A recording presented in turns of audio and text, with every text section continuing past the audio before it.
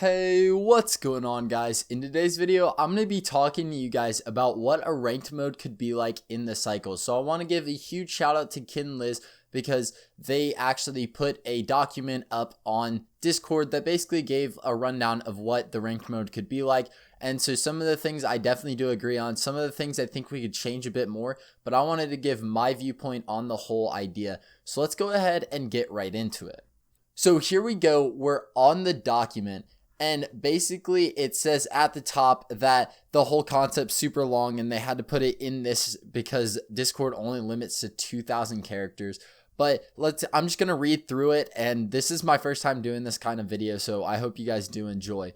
So basically they say that a ranking system with season rewards is better just because it gives the players an incentive to play after they reach level 10 on each faction. So it definitely is a great idea to keep people playing. I addressed that in yesterday's video about how like the best features that we should add to keep this game going. So if you guys do want to go check that out, that's going to be on the top right hand corner of your screen right now. Hopefully I just pointed to the right hand corner. I'm kind of confused which one's right, but anyways, that's not really important. So basically Kid and Liz says that there shouldn't be an unranked mode, that it should just go fully ranked. I'm not quite sure about this. Be sure to tell me your guys' thoughts on this, but I think that maybe having a ranked mode would be better just because I don't want the newer players to feel like it's just only ranked mode, because I feel like that could maybe kill a game, but it definitely could be an interesting discussion that we could have. So scrolling down, we get to the player profile. So I actually addressed this in yesterday's video as well, that we need a new tab just showing our profile stats and everything. So Kid and Liz says that it could have season-long ranking points, season-long VPs, season-long successful evacs, season-long player kills, season-long amount of battles in this mode. I don't really know about the amount of battles because that does kind of suggest PvP, and the devs are just keeping it a PvEvP game, but it could be still pretty interesting, like to see how much PvP you're doing in each match. But of course that is maybe harder to tell, but it could still be very interesting. So then scrolling down, we have like an overall category to see like your account history stats. You guys can read that right now. And I just don't really know like if you guys want me to read it all out, but you guys can see it right over here. So another thing that Kid and Liz says is that you'll be able to see your friend's profile. I think this is really cool because I want to see how my friends are doing in the game, because that's just a really cool thing to be able to tell. So coming in next, we have the ranking. So I'm just going to read through all this ranking stuff just because I think they need a basis on what to make it of. And I think that Kid and Liz did a great job of explaining it. So basically, Kid and Liz says we need to make it reset each season so we can get rewards ending of the season. And basically, I'm thinking that it would be like cosmetics, because this game doesn't really have pay to win in there, and I think that the skins are mainly what people will want as rewards. So basically you just add up all your points, and then you basically, like it says, and divide it by the number of battles you had. I don't really think that we'd want this, just because if somebody gets in one battle and just PvPs, they're gonna have the highest one. So I don't know about the battle thing. I think like total VPs or something like that could definitely work out pretty well. So RP, it stands for ranking points, are awarded as follows. So let's get into Lone Wolf first. So if you score first, you get 15 ranking points. Score second, you get to 5th, you get 10 ranking points. 6th to 10th, you get 5. 11th to 15th, you get no points. And 16th or lower, you lose 5 points.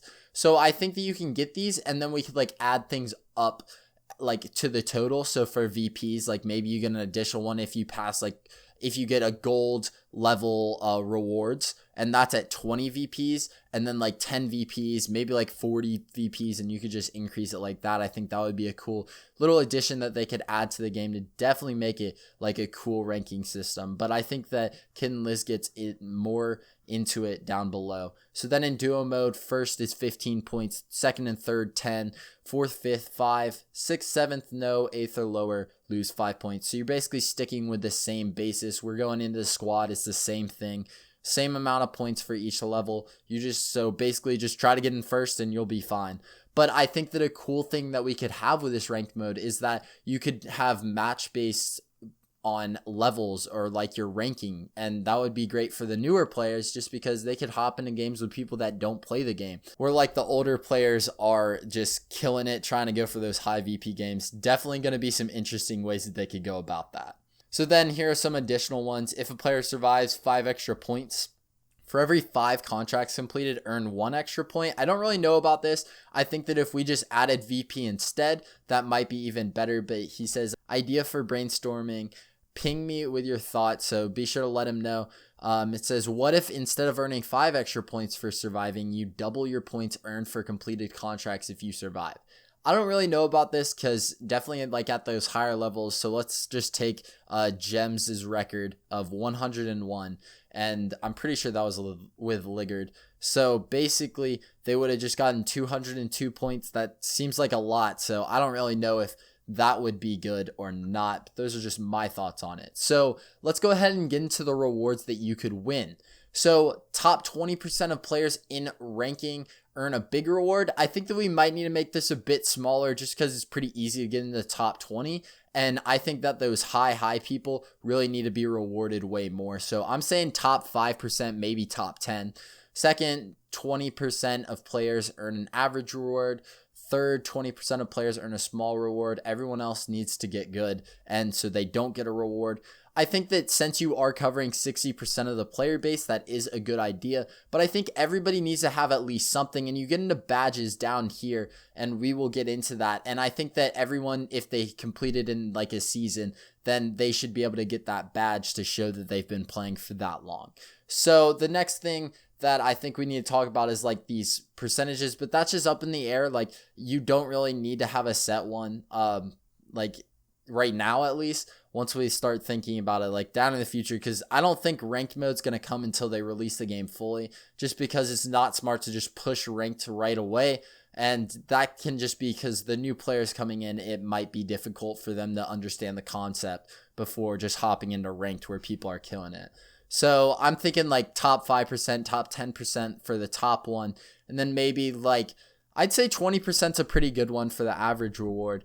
And then I'm saying like third. So for the third 20%, I'd say we just give them 50% and then everyone else just gets a badge or something. So the next thing he talks about is the badges. So you get a badge for every season based on where you ended. So the badge can be set to be displayed above or next to your name. I think that's a really cool addition, and it could be really cool. Like maybe in game you could see this person's been playing way too long, might not want to fight them. And I think that it's definitely like says you can choose what badge to show off. That would be kind of cool. And like for these different levels, we could have different badges, which that would be just pretty cool to have. And then we have, so badge rewards, first position badge, second position badge, third position badge. That's probably the best part about this, I think, is just because I know I'm going to be fighting for that first position badge against so many other people. But I think you definitely like, they need to calculate like how many VPs you should get for each thing, because if you can get high VP games, you're going to get that first position spot pretty quickly. And then top 20% get a badge, top 40% get a badge, top 60% get a badge. And that's going off of these tiers right there. So maybe like if we change those, we do need to change the badges as well. So basically he goes on to say that it's all about cosmetics, and that's what like people want to know. But that basically does wrap up this ranked mode and this document, and I went through all of it. And if you guys did have any thoughts about it, be sure to message Kid and Liz, because they definitely do want to know your opinions on it. I gave you guys mine. I think that if we do have a ranked mode, it would keep players playing way longer, but they don't want to rush into it, just because if they decide to rush into it, then we might get problems with the new player bases, or like maybe there's a glitch, and that's just never good whenever you're talking about like competitive play.